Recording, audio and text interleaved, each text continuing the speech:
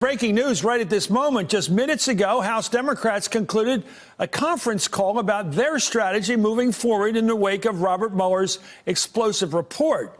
To impeach or not to impeach? That is the question for those lawmakers who must now weigh the bulk of the evidence against the risks of impeachment.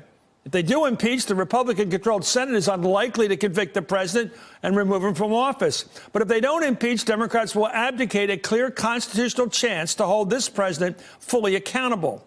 And now NBC News is reporting tonight that during tonight's conference call, Congresswoman Val Demings of Florida implored her colleagues to act, saying, "I believe we have enough evidence now." Well, Democratic leadership, however, seemed to favor a more cautious approach. According to Politico, Speaker Nancy Pelosi told her colleagues on that call, "We aren't going to go faster. We are going to go as fast as the facts take us." Well, this comes after Pelosi acknowledged the division among her caucus on impeachment in a letter today, arguing that the facts can be gained outside the impeachment hearings. That's an argument. We'll see if it's true. This comes after the Democratic chairman of three powerful committees, Judiciary, Oversight, and Intelligence, expressed similar caution when confronted with the question of impeachment on the Sunday talk shows. We may get to that. We may not. As I've said before, it is our job to go through all the evidence. Do you think this is impeachable? Yeah, I do. I do think that this, if proven, which hasn't been proven yet, some of this. If proven, some of this would be impeachable, yes. I'm not there yet, but I can foresee that possibly coming. But again, the fact is that I think we have to be very careful here. Impeachment is likely to be unsuccessful. Now, it may be that we undertake an impeachment nonetheless. I think what we are going to have to decide as a caucus is what is the best thing for the country.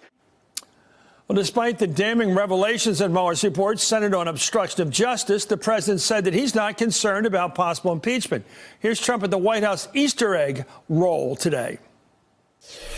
Are you worried about impeachment, Mr. President? Well, Trump also tweeted this morning that, quote, "Only high crimes and misdemeanors can lead to impeachment. There were no crimes by me, so you can't impeach.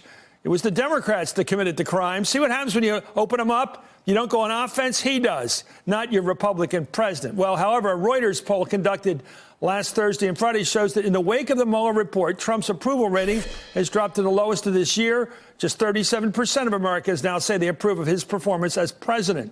I'm joined now by U.S. Congressman Ro Khanna from California, who serves on the House Oversight Committee and was on that Democratic conference call a moment ago. Joyce Vance is a former federal prosecutor, of course. Peter Baker, chief White House correspondent for the New York Times. And Leanne Caldwell covers Congress for NBC News. Leanne, give us the sense. How did it go with the speaker who said, let's not go now on impeachment, or with the backbenchers? Who's winning? That's a good way to put it, Chris. So there does seem to be a mood shift among House Democrats on this issue of impeachment and also on these investigations since the Mueller report has come out. I'm told by two sources who were on the call that everyone was very concerned about the status of the country and the way that the president has been acting.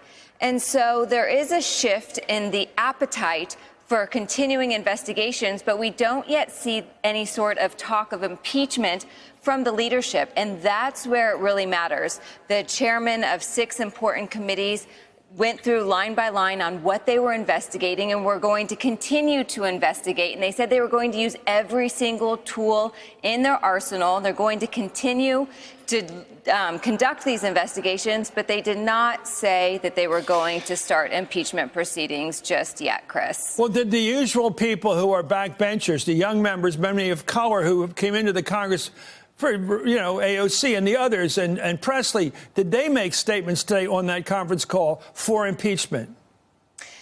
Not that I'm aware of. I was told about 5 or 6 members did speak up, and there was a couple members who did say that they supported impeachment. You mentioned Val Demings of Florida. She said that she has been in law enforcement for 27 years, and the facts are evident that impeachment is possible now. She really urged not waiting, just moving forward on it as we speak.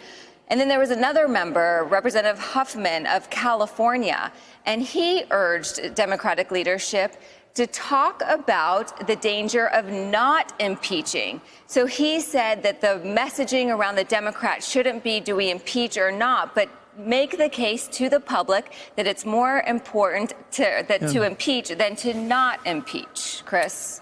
Thanks for that great reporting. I love on-site reporting. Great for you being there and getting the information. Let me bring in Congressman Ro Khanna. You were on that call. How's your reading? Is it going? Is Pelosi got the reins of her caucus and saying not now, and she's wielding that power against impeachment? Is she there? I think she does, but I think her tone has also shifted post the Mueller report. She's now talking about our duty to investigate this. She's talking about the urgency. She's saying, let the facts lead where they may, and let's have a strong public presentation to the American public. Yeah, but what's that? Well, look, even during Watergate, it took a long time before public opinion changed. And so the question is, when you have Mueller... Okay, Congressman, you're a politician. I'm watching you guys. Yes. I will say this, now or never. Don't tell me sometime this summer after they hear from Mueller again, and they hear from Barr again, and they hear from, Don, what's his name, McGraw, or whatever his name, McGahn. You think that's going to change what you don't want to do now?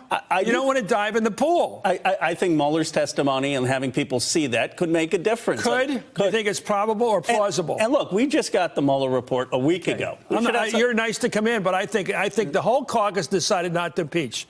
Because if you're not going to do it now, you're not going to do it in 3 months or 6 months.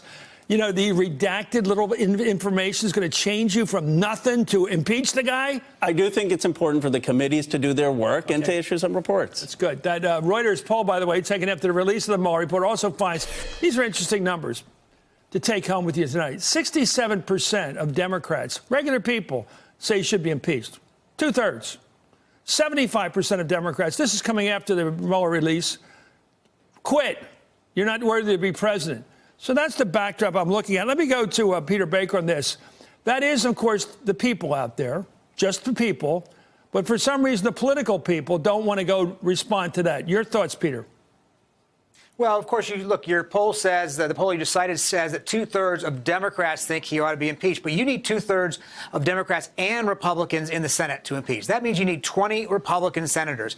And now it's been 4 or 5 days since the Mueller report came out, and you haven't heard one Republican suggest that they are anywhere close to the idea of supporting impeachment. So for Speaker Pelosi, she's looking at this from a practical point of view. Do you go forward with something that doesn't seem to have much chance of success simply on the idea that they ought to do it because of the matter of principle and risk whatever political backlash there might be, or do you let this be settled at the ballot box and try to beat him on on issues like health care and other questions? That's the argument you're hearing take place among the Democrats. You know, Peter, I'm not happy with the idea of partisan cheerleader, because if you're right, the politics do say probably the smartest, safest move.